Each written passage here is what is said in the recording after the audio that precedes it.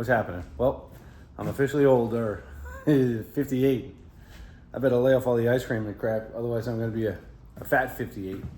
Although I have my physical and my numbers are looking pretty good, so knock on wood, right? I thought it'd be fun to show you my process on how I build a piece of furniture I'm just kind of making up, right? Now this is based off of the sideboard that I made, right? And somebody was laughing at this thing on Instagram. They were like, no need for SketchUp.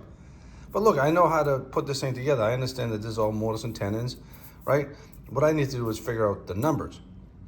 So it's gonna be like 6 feet long, 42 inches tall. And then I broke it into sections where the two doors are gonna be. These like 15 inches, right? This is gonna be like 30, 32 inches or whatever. And then I'm just gonna break this up evenly. I think it's like 8 inches. Then these right here are 6. But I'm just kind of figuring out, you see I have a 6 inches, 6 inches. I'm just kind of like writing a bunch of crap down. And the way that I hone in on it really is I make a story stick. So you can see that this is like the leg off the floor. This is the thickness of the bottom post. I like it to be this thick because it's really long and it's gonna carry a lot of weight. And then I come up 8.5, have my divider, 8.5 divider, so on and so forth until I get to the top. And then I know this is 6. I have a piece of 3/4 on the top because that's how the whole thing gets together. And then the actual top. I did the same to the side.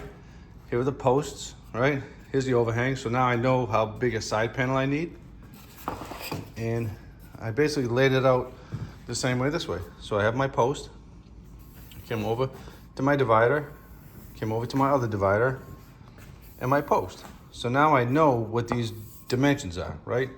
And I'm not saying that these are like the final dimensions, but these are definitely close enough to where I can add an inch or whatever so I can start to cut out my material. Oop, let me grab this right here. Don't worry about the fat guy yet. Left over from my birthday yesterday. It is only like 7 in the morning. So yesterday, when I saw this material, I noticed that it had this beautiful dark curled stripe in it. And I thought that I could accentuate all that stuff, but it's proven to be a little more difficult than I thought. And this right here is the center of the board. So you can see that's why it's all quartz on. And if I flip the board over, you would see that it has the cracks right down here. That's why this is all punky. And I wasn't afraid of this, to be honest with you. I thought it would be nice. But my issue is, I put my cookie down. My issue is on this board. Now you can see, I probably should have done a better job evaluating this stuff, right? Because where that blue line is, that's like no good. And that's like a foot. So at $10 to $12 a foot, it's 20 inches wide. That's 10, 20, 30, almost $40, right? And right smack dab in the middle of this board, I was hoping to accentuate this curve on the center drawers, but there's a big knot right here. It doesn't look bad from this side. Oh, hang on, but if I can turn it over. Whoa. It's heavy. You see what's going on? So I'm afraid that I just can't resaw this board, and there's another one up there, right? So I'm afraid if I resaw this board, especially to make a door or the drawers right there to accentuate what that is, I'm gonna have a big fat hole right in the middle of it. So, and there's another one down there, you know what I mean? So it's proven to be more challenging to work with that. It's probably a little bit harder than the sapwood. So what I think I'm gonna do, and look, this took me a while to build, right? Because I cut it out of those, right? It took me a couple hours to figure that thing out and try to get exactly what I wanted. But I do love all this quartz on. It's beautiful. Down here I'm less impressed, but it still has a place in the design if you know how to incorporate what you're looking at and what this wood has to offer. So for me, it's worth getting a couple extra slabs so I'm not limited by 1 or 2, because if just those 2 showed up, I would be totally screwed, right? But since I bought a bunch of them, I think I'm gonna try to get the parts out of these boards here. So from right down there, I came up what is it, right there. That's like just over 6 feet, so I can get the top out of that, even though it's gonna be, not fun. And the top right up there, that's like 14 inches, so that's wasted wood on the project. That stuff down there is wasted wood, so, that's a drag.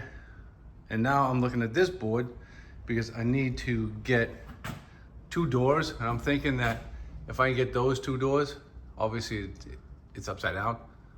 I can get the 2 doors from there, and then I should be able to get enough of my drawer fronts, dividers and blades and all that stuff out of this section. And then I can just use this for side panels, or maybe I can use this for the doors or whatever. You know what I mean? A couple of drawers.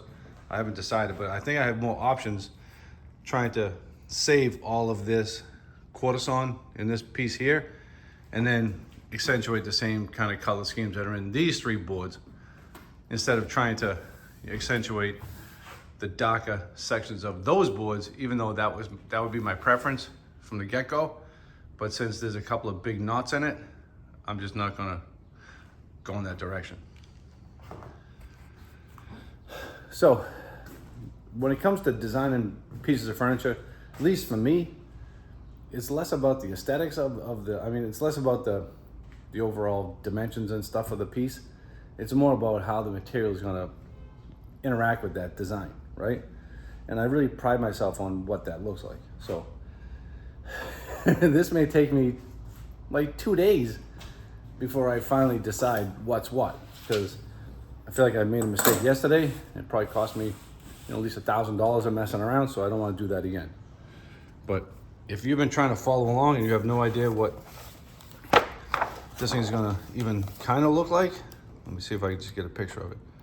This is my book that we're working on, so keep your eye out for the pre-order, okay? Oh, here it is.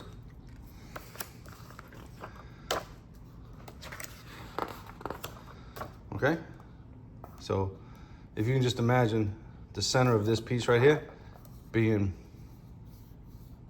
drawers, and then drawers going across the top of this beautiful piece, that's essentially what I'm trying to mimic.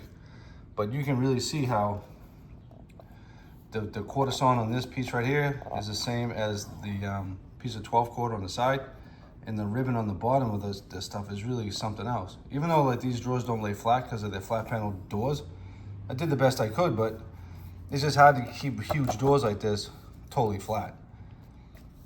But it doesn't matter, because of the way that all this wood interacts with inside this design is what the design focal point is really all about, right? So I am mentally trying to recreate what this is with the material that I have right here. And that, my friends, is where